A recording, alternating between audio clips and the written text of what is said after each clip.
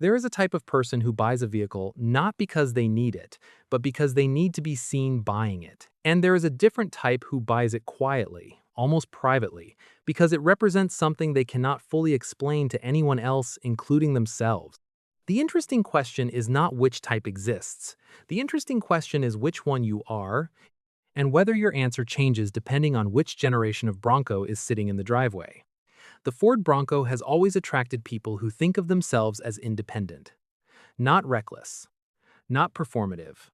Independent in that particular American way that involves a lot of expensive equipment and a firm belief that the highway is just the warm-up. That is the core psychological current running through every person who has ever signed a check for this vehicle, and it has not shifted across 5 decades. Two entirely different design philosophies, and one infamous slow-speed chase on live television.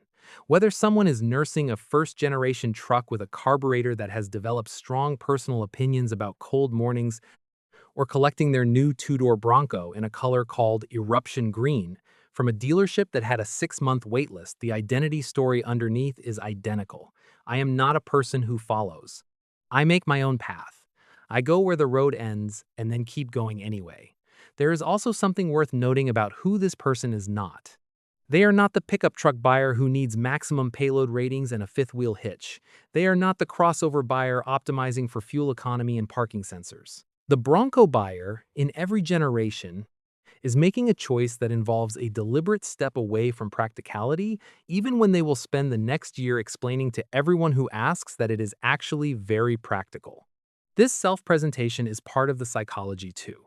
The Bronco owner needs the truck to be capable, and they also need the capability to be visible. Both things are true simultaneously, and neither cancels the other out.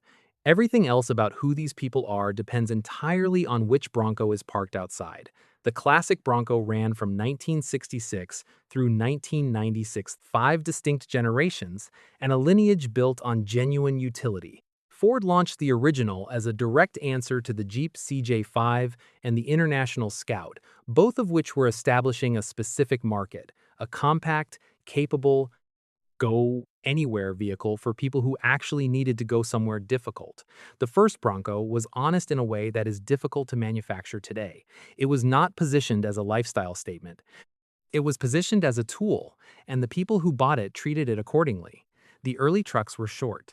The original wheelbase measured 92 inches, noticeably compact even by the standards of the era. They came with a solid front axle, a transfer case, and enough ground clearance to matter. Ford offered a range of engines across the early years, including a 289 cubic inch V8 that gave the small truck real performance credentials. These were not soft machines.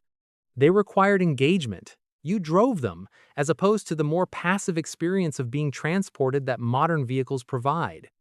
This distinction matters enormously to the people who seek them out today.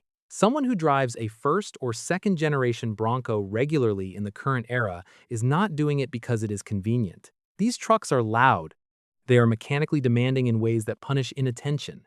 The classic Bronco owner has constructed an identity partly around the willingness to accept difficulty as part of the ownership transaction. Complexity is authenticity. The hours spent with your hands under the hood are proof that your relationship with the machine is real and earned, not delivered by a configurator and a financing department.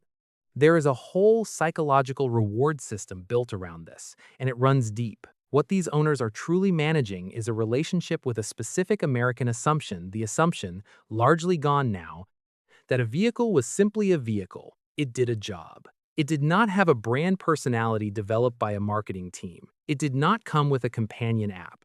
The classic Bronco owner senses this distinction even when they cannot articulate it clearly, and the truck becomes a physical argument against everything that came after it. There is real psychological comfort in owning something that predates the algorithm, the focus group, and the lifestyle positioning document. Then there is 1995. A white Ford Bronco, carrying O.J. Simpson and Al Cowlings, aired live across every major American network for hours. Roughly 95 million people watched some portion of that broadcast, one of the most viewed live television events in American history up to that point. The Bronco's cultural footprint. already substantial among enthusiasts, suddenly extended into something stranger and wider and permanently lodged in the national memory. Values on first-generation trucks climbed noticeably in the years that followed. The responsible explanation is general appreciation of classic trucks rising across the market. The honest explanation includes the fact that cultural notoriety, even the deeply uncomfortable kind, creates its own gravitational pull on desirability. Classic Bronco owners rarely bring this particular chapter up unprompted. Make of that whatever you like. Now consider that Ford did not build another Bronco after 1996. Not for 25 years. The gap was long enough that an entire generation of potential buyers grew up without one existing at all, knowing the name only from older relatives, old magazines, or the kind of automotive mythology that accumulates around things that disappear before their time. When Ford announced the return in 2020, reservation systems briefly struggled under the volume of interest.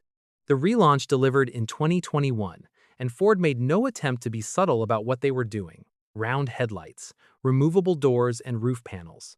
Slab-sided body with a silhouette that deliberately echoed the original. A name that carried 3 decades of trail-ready mythology. They were not building a new truck in any conventional sense. They were reconstructing a memory, stamping it with a warranty, and charging new truck prices for the experience. This is the psychological architecture the modern Bronco buyer is living inside. A substantial portion of them were not previous Bronco owners. Many came directly from the Jeep Wrangler ecosystem or had spent years watching the Wrangler hold near-total dominance in the open-air trail-capable segment with a mix of genuine admiration and low-grade frustration. Ford understood this dynamic precisely. The Bronco relaunch was calibrated almost point for point against the Wrangler. Comparable pricing, similar configuration flexibility, removable doors, and modular hardtop.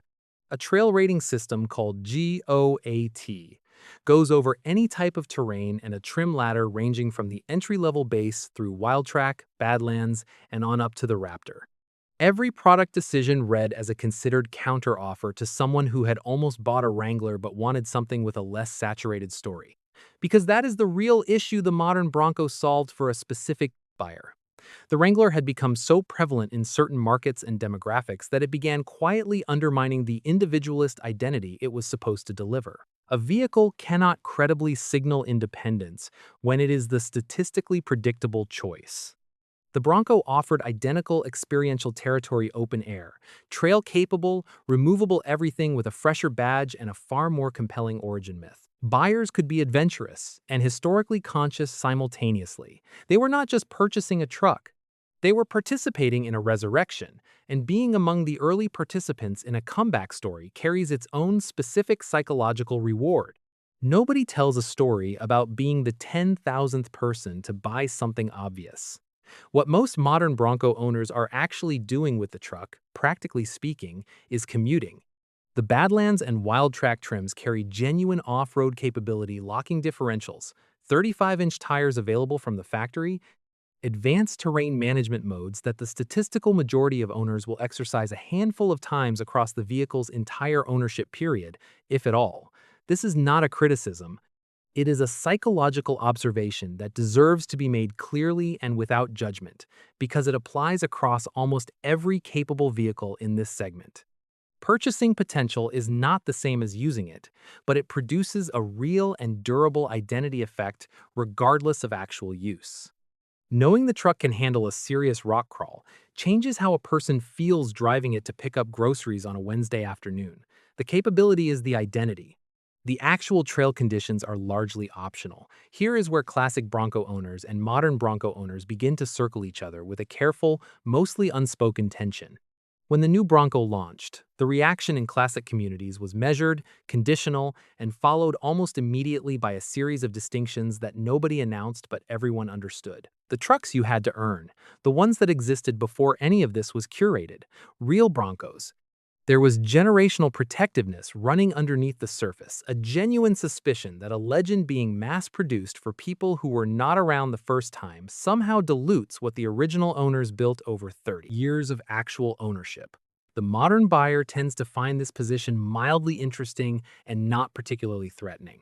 They know they bought into a story that was already written before they arrived. They are entirely comfortable with that. They are, when pressed, more honest about the transaction than the classic owner who insists that their feelings about their truck are purely mechanical and contain no nostalgia whatsoever for the America those trucks originally drove through. Both generations of buyer are doing the same thing underneath all of it.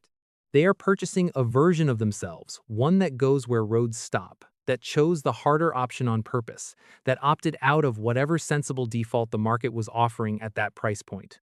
The vehicle is evidence for a self-image that has almost nothing to do with actual trail conditions, tow ratings, or departure angles. The gap between what Bronco owners say they bought the truck for and what they actually use it for is not hypocrisy. It is the entire product.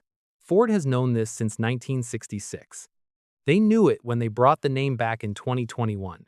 The truck does not need to go anywhere genuinely difficult in order to deliver what it promises. It just needs to look like it could at any moment, on any given morning, if the owner finally decided to point it somewhere worth pointing. That has always been enough. For both of them,